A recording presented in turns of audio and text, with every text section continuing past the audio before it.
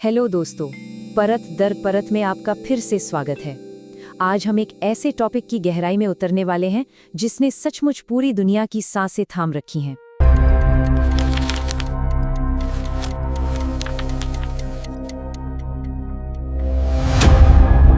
तो आज के इस स्पेशल विश्लेषण में हम इंटरनेट पर जो हेडलाइंस की बाढ़ आई हुई है उसके शोर को चीरकर सच्चाई तक पहुंचने की कोशिश करेंगे। क्या वाकई तीसरा विश्व युद्ध शुरू होने वाला है? सवाल हर तरफ हैं। अमेरिका और इजराइल ने ईरान पर हमला आखिर क्यों किया? इस तरह के सवाल आप जानते हर तरफ गूंज रहे हैं और ये डर और कंफ्यूजन का एक बहुत ही खतरनाक माहौल बना रहे हैं। सैन्य कार्रवाई की जो खबरें आ रही हैं वो तनाव को एक बिल्कुल नए लेवल पर ले जा रही हैं। और ऊपर से ईरान के सुप्रीम लीडर के बारे में जो अफवाहें चल रही हैं वो तो मानो इस आग में घी का काम कर रही हैं। तो चलिए इस पूरी सिचुएशन को जो इतनी उलझी हुई है उसे समझने के लिए सबसे पहले ये देखते हैं कि इस स्टेज पर मेन प्लेयर्स कौन हैं। देखिए, ये समझने के लिए कि आखिर हो क्या रहा है, हमें सबसे पहले इस संकट के सेंटर में जो मेन किरदार हैं उन्हें देखना होगा। यहाँ पर ना दो बिल्कुल अलग अलग साइड्स हैं जिनकी अपनी अपनी सोच है, अपने अपने इंटरेस्ट्स हैं। एक तरफ है अमेरिका और इजराइल जिनका पूरा फोकस ईरान की न्यूक्लियर एम्बिशंस और उस रीजन में उसके बढ़ते असर को रोकने पर है, और वहीं दूसरी तरफ है ईरान जो अपने ऊपर हो रहे हमलों और पाबंदियों का जवाब दे रहा है, अपनी ताकत और अपनी आज़ादी को साबित करने की कोशिश कर रहा है। लेकिन एक बात साफ है, ये जो दुश्मनी है ये कोई रातों रात पैदा नहीं हुई है। तो आइए दशकों पुराने उस तनाव भरे इतिहास पर एक नज़र डालते हैं जिसने हमें आज इस खतरनाक मोड़ पर लाकर खड़ा कर दिया है। जैसा मैंने कहा, ये सब अचानक नहीं हुआ। इसका एक बहुत लंबा और कॉम्प्लिकेटेड पास्ट है।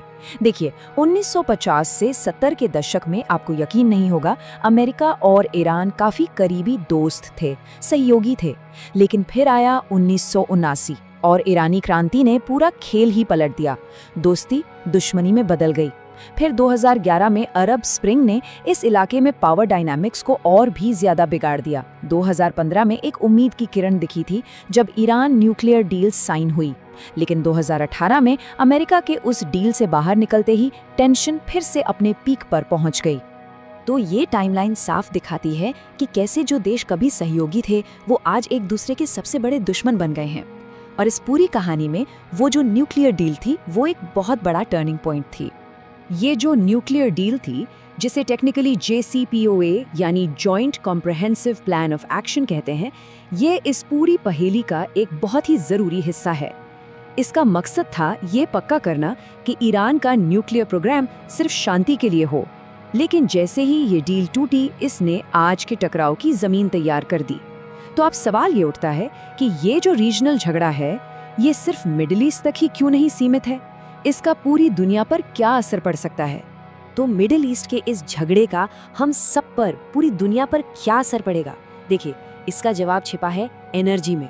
ईरान तेल और नेचुरल गैस के मामले में दुनिया का एक बहुत बड़ा खिलाड़ी है, इसलिए यहाँ पर जरा सी भी गड़बड़ी पूरी ग्लोबल इकोनॉमी को हिलाकर रख सकती है।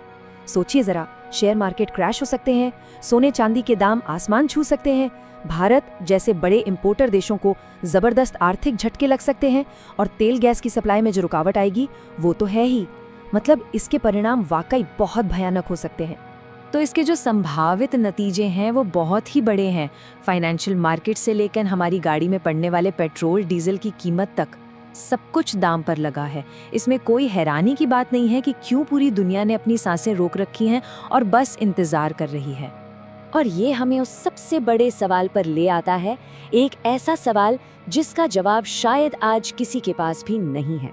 जैसे जैसे दुनिया भर के देश हाई अलर्ट पर हैं, एक छोटी सी गलतफहमी या चूक भी इस लिमिटेड से दिखने वाले झगड़े को एक बहुत बड़े विनाशकारी ग्लोबल क्राइसिस में बदल सकती है।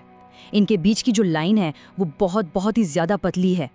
इस बहुत ही कॉम्प्लेक्स सिचुएशन पर हमारी नज़र लगातार बनी रहेगी, और भी ज्यादा गहराई से विश्लेषण के लिए हमारे साथ जुड़े रहिएगा। और हाँ, लाइक, शेयर और सब्सक्राइब करना मत भूलिएगा।